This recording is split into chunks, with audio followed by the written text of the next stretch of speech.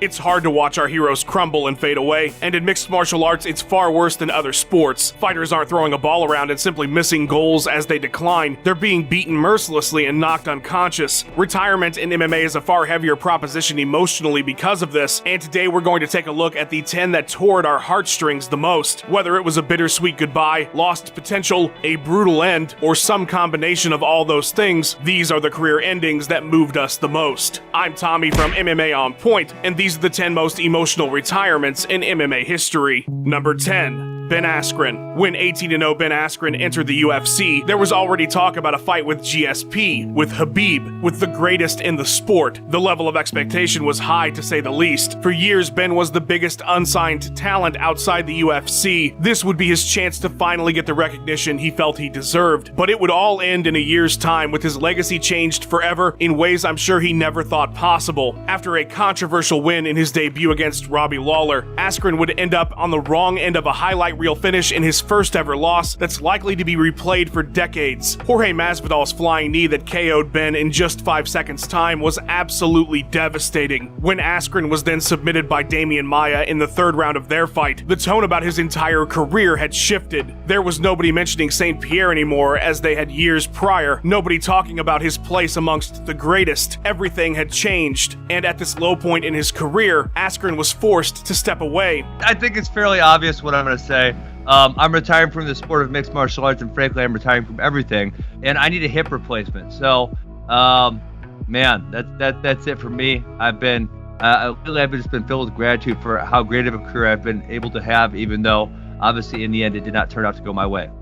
His legacy altered irreversibly in just a year's time. He would get no more chances to prove himself. A bitter ending to a career spent on the outside looking in. Could a prime Askren have been the greatest welterweight in UFC history? Sadly, we'll never know. Number 9. Michael Bisping. There aren't too many stories in all of mixed martial arts that were more captivating than that of the late career of Michael Bisping. After spending years just below greatness, the Count put together a string of wins that landed him in the UFC Hall of Fame. First, he would topple former champion Anderson Silva in a classic, then he would shock the world and capture the middleweight title in an upset over Luke Rockhold, only to follow that up by avenging his most bitter loss in a victory over Dan Henderson. Bisping was certainly nearing his time to walk away from the sport, and it seemed like his next bout against George St. Pierre would be the perfect time. This massive event against one of the all-time greats. Michael would come up short, but the GSP fight was not the end. Instead, a brutal footnote to his career would take place just 3 weeks later. Stepping in for Anderson Silva to save UFC Shanghai, Bisping was knocked out cold by Kelvin Gastelum. Immediately afterwards, there was talk of one more fight, a goodbye in London, a proper send-off, but sadly, this was the end. The Gastelum fight had caused more vision problems for Michael, and the risk of total blindness was too much. 12 or 13 years in the UFC. You know, you can't do it forever. Done it for a long time. Of course, I've got issues with my eye. After the Gastelum fight, then I started having issues with my good eye. Which I've never spoken about before. He would be forced to end his career abruptly before he ever really got a chance to say goodbye. Number 8.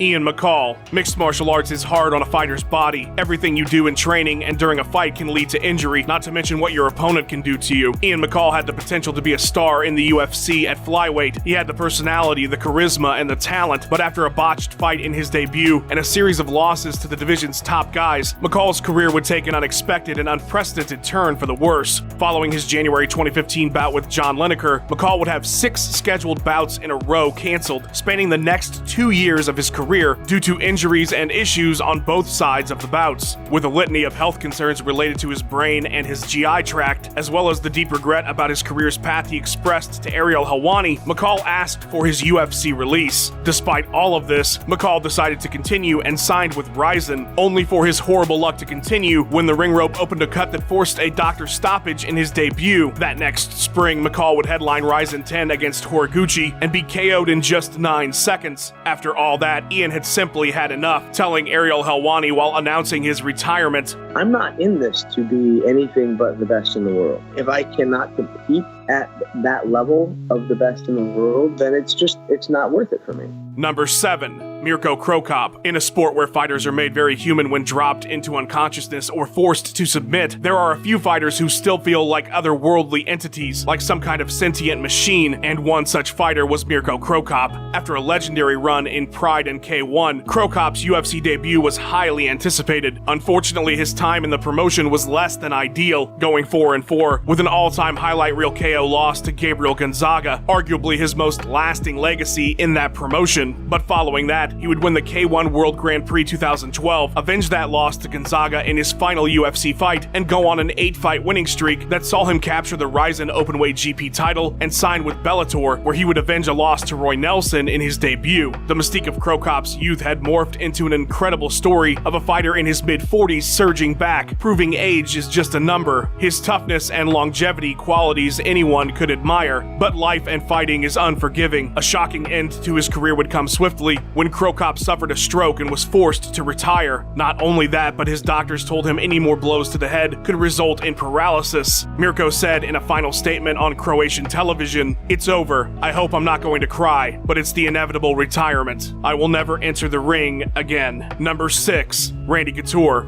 I've often said when asked about MMA retirements that Randy Couture's is my favorite, and most people just assume I didn't like Couture or that I'm kind of an asshole. While the latter is true, I was a huge fan of Randy, as was nearly everyone, but there was something so bittersweet about his end. It just seemed the perfect finish to an MMA career. No, he didn't ride off into the sunset. He didn't go out on top. After a legendary 14-year career that saw him defy the odds and age time and time again, his final bout would end with a brutal head kick KO loss to Lyoto Machida at UFC 129. His last bouts prior to that were a win over the aging Mark Coleman and the James Toney fight, a fun spectacle, and I assume a decent payday for the natural. The Machida fight was different though. This wasn't some kind of cushy goodbye bout. Lyoto had just lost the light heavyweight title a year earlier. This was a test. Couture wanted to know if he still had it, if he could still compete with a top guy. And while the answer was bitterly no, it was an answer received by Couture with class and grace in his post-fight interview. Sure, he could have lingered and beat plenty of guys, but he wasn't the best anymore, and so he wanted to walk away. That kind of self-awareness is admirable, and it's why it's my favorite retirement. Oh yeah, I'm relieved. It's completely different circumstances.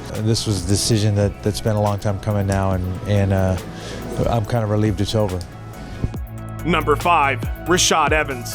The end does not oftentimes come quickly in mixed martial arts. Instead, it's a long and grueling process, years of decline, not days or weeks. Rashad Evans was a massive star in his time, one of the biggest of the post-Tough One era. His title win over Forrest Griffin was massive. His non-title main event with Rampage Jackson did over 1 million buys. His rivalry with John Jones, one of the most intense in the sport. After an extended absence from injury starting in 2013, Rashad began his slow descent towards retirement by losing to Ryan Bader and Glover Teixeira back-to-back, which aren't the worst losses as both are elite talents. However, a year would pass and Evans would move down to middleweight, his physique giving fans hope. He was always undersized. This would be a new era for the former champion, but back-to-back split decision losses to Daniel Kelly and Sam Alvey proved otherwise. Things had changed. Another year would pass before Rashad would re-emerge at light heavyweight and be brutally KO'd in less than a minute by Anthony Smith. The writing was on the wall, but we all know how fighters hold on. There's always that worry about how they'll handle losing what defined them, if they'll have anything left. This story has a happy ending though. When he announced his retirement on ESPN, Rashad showed no bitterness towards his decline, no desire to cling to the sport. Fighting was everything. You know, I put life second, but now life is taking over, and now fighting is become second. Number 4, Brad Pickett. Mixed martial arts is truly unique in that you don't have to be the best fighter in the world to be a fan favorite. If you leave everything in the cage, that's more than enough to win the crowd. Brad Pickett was as blood and guts as a fighter can come. He never competed for a world title. He went 5-9 in the UFC, but he scored 7 of the night bonuses in his time with Zuffa, and by March 2017, he was a firm fan favorite, even though he'd lost 5 of his last 6. And after years of serving up incredible fights to the fans, he had planned the perfect ending to to it all, one last fight in his hometown of London, a win and a proper send-off in front of his friends and family. Everything was going fantastically too. Pickett was just a minute away from a decision win against Marlon Vera on the scorecards, but the best laid plans of mice and men often go awry. Vera nailed Pickett with a head kick that dropped him instantly. Brad, with tears in his eyes, gave an emotional post-fight interview before leaving his trilby hat in the center of the cage. It just shows basically I made the right decision before going into this fight. I was winning the fight for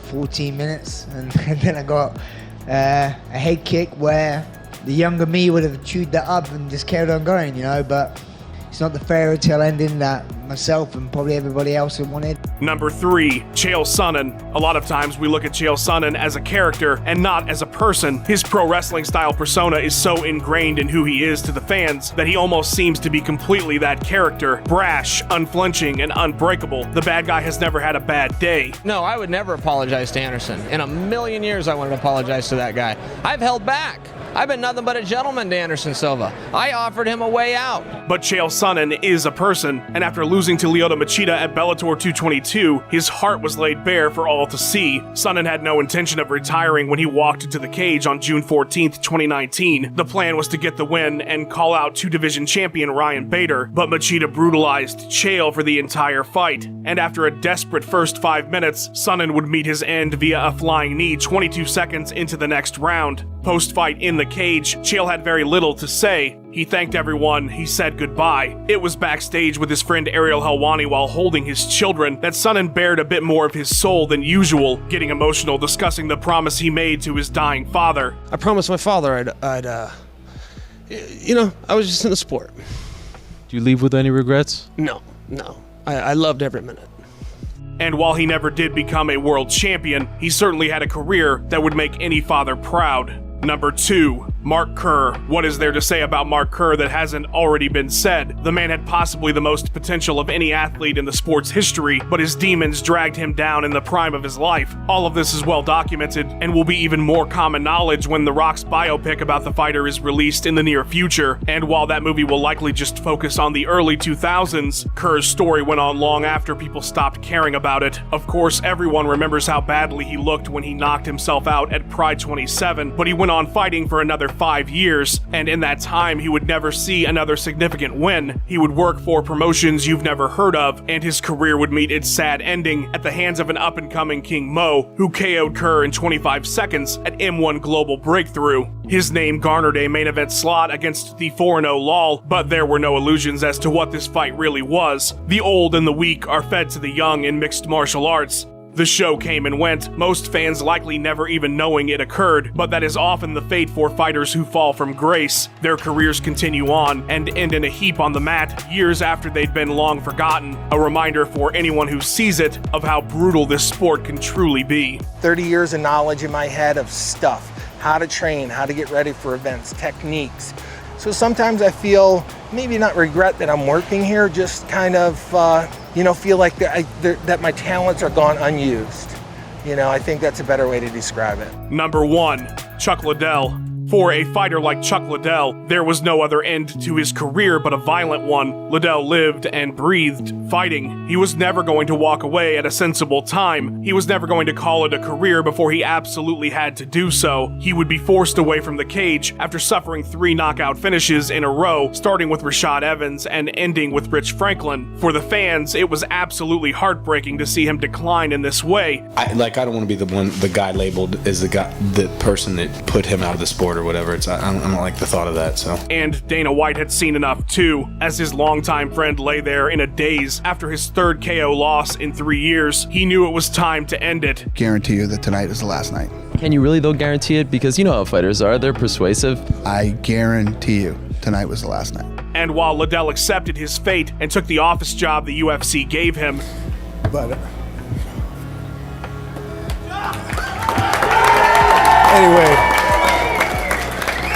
Anyway, I love this sport, and I'm excited to get go to my new stage in my life. So, thank you everybody, and love y'all. Interviews throughout the years proved that Chuck still felt he could go. Look, I still want to fight. I still like fighting, but my reasons for retiring stay the same, and there's nothing I can do about that. So I'm happy doing what I'm doing, promoting the sport and helping grow the sport I love. So. Whether he was discussing theoretical fights with John Jones or teasing a comeback, the Iceman still saw himself as a fighter after years of it building up inside him, and having lost his UFC office position in 2018, he attempted a comeback like Frank Miller's old Batman in The Dark Knight Returns. But this wasn't a comic book. Tito Ortiz destroyed Liddell in one of the saddest moments in MMA history. Chuck would retire for a second time after the bout. Huge shout out to the pride of the West Midlands, Tom Moore, for putting his editing sorcery to work on this video. Follow him on Twitter at TomMJMoore. Thanks for watching. Please give us a like and subscribe. We've got 3 new videos or more for you every single week. Let us know what you thought of the video in the comments below. Follow On Point MMA on Twitter, and have yourself a wonderful day.